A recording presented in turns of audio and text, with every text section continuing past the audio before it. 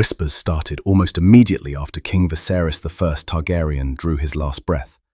Queen Alicent and Lord Commander Criston Cole wasted no time, dispatching the Kingsguard to gather the small council. The air in the chamber crackled with tension, and the conversation quickly turned to Rhaenyra's coronation. But then, Sir Otto Hightower, the Hand of the King, dropped a bombshell. Prince Aegon the Elder, he declared, would be crowned. Lord Lyman Beesbury, the Master of Coin, wasn't having it. He stood firm, insisting that Rhaenyra should be queen. Suddenly, the room erupted. Sir Tywin Lannister countered, arguing that the oaths made to Rhaenyra 24 years ago meant nothing to them. Lord Jasper Wilde chimed in, reminding everyone that old King Jaehaerys I had twice favoured male heirs over females. Sir Otto then played his trump card. Rhaenyra was married to Prince Daemon, and if she took the crown, Daemon would truly rule.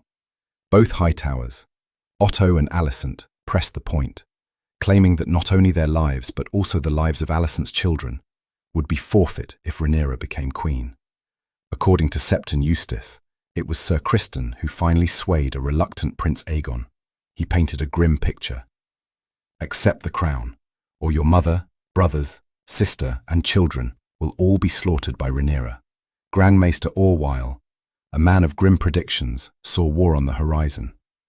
Rhaenyra, he knew, would never surrender her birthright, and she had dragons at her command. Lyman Beesbury, disgusted by what he was hearing, declared he wouldn't listen to people plotting to steal Rhaenyra's crown and tried to leave. What happened next depends on who you ask.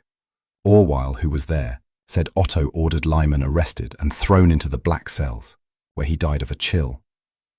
Eustace, however, claimed Criston slit Lyman's throat with a dagger. And then there's Mushroom, the fool, who swore Criston flung Lyman from a window to his death. Though neither Eustace nor Mushroom were actually present, one thing was certain. Lord Beesbury became the first casualty of the Dance of the Dragons. With Beesbury out of the way, the Green Council solidified their plans. They swore loyalty to their new king Aegon and began rounding up anyone in King's Landing suspected of being loyal to Rhaenyra. Ravens were sent across the realm, announcing Aegon's ascension. Meanwhile, on Dragonstone, Rhaenyra remained blissfully unaware. Prince Aemond was dispatched to Storm's End, a desperate mission to secure House Baratheon's allegiance by betrothing himself to one of Lord Boros Baratheon's daughters. By the time he left, the putrid smell from Viserys I's room had permeated Maegor's holdfast. 7 days after his death, Viserys' passing was finally announced to King's Landing, and the Silent Sisters were sent for. Aegon's coronation was a rushed affair. The Dragonpit, with its colossal bronze doors, sturdy roof and thick walls, was chosen for its defensibility. Sir Criston Cole placed the crown on Aegon's head, while Alicent Hightower crowned Aegon's sister wife, Helena. But the night before, the first crack in their foundation had appeared. Sir Steffon Darklyn of the Kingsguard had defected, taking with him the very crown worn by Kings Jaehaerys and Viserys.